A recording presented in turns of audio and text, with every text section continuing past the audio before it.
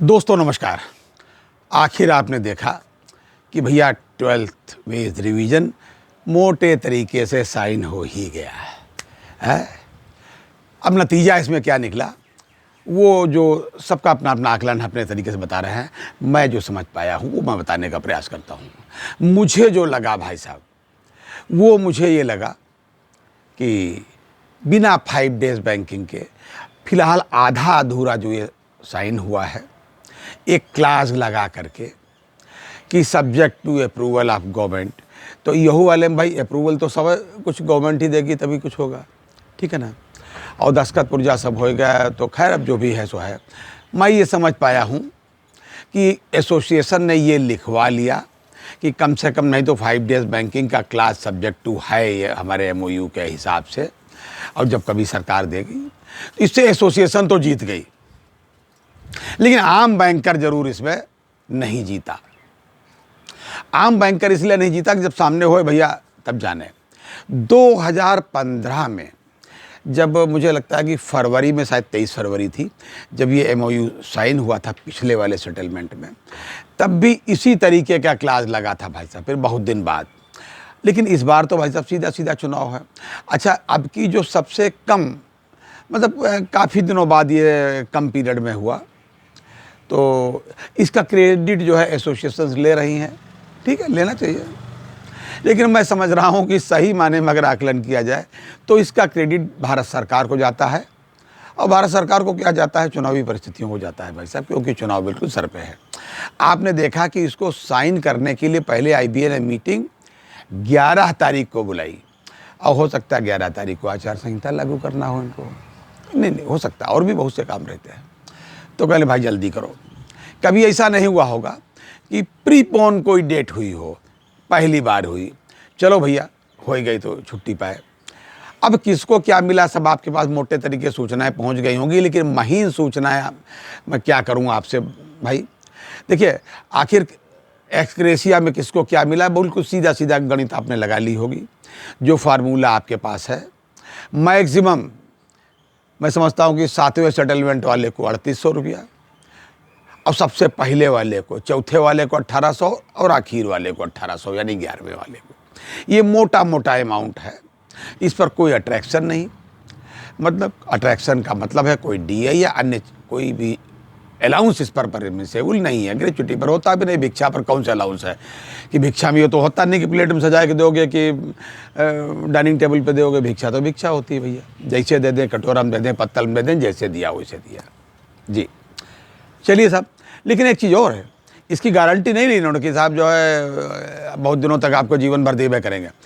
ये केवल इसी सेटलमेंट तक है, उसके बाद में वापस भी हो सकती है, कुछ भी हो सकता है। लेकिन 5 डेज बैंकिंग के बिना ऐसा लगता है कि जैसे चुनाव में इसका नतीजा देखना चाहते हैं या क्या है। भैया करना था तो कर देते, क्या बुरी बात थी भाई, है? क्लास लगवा रहे हैं उसमें। अच्छा, क्लास भी कैसे लगा भाई साहब, मैं आपको ये बताऊं कि तमाम एसोसिएशन इस बात पर राजी थी कि 5 डेज बैंकिंग, IBA की तरफ से दबाव था कि नहीं करेंगे, सरकार नहीं चाहती है, सरकार करना नहीं चाहती है तो नहीं करेंगे, ठीक है साहब, जो सरकार चाहती है। BMS की एसोसिएशन, जिसके बारे में कहा जाता था कि वो श्रेय लेकर के करवा देंगे ग्रेचुटी का मामला और 5 डेज बैंकिंग, वो भी इस पर एग्री हो गई थी करीब करीब कि नहीं ठीक है, जो सरकार कर रही वही ठीक, क्योंकि वो तो RSS की अनुषंगी हैं। मैं आपको अंदर की एक बात बताऊं कि जब यह मीटिंग हो रही होती है तो तमाम सारे लोग घटक इकट्ठे होते हैं।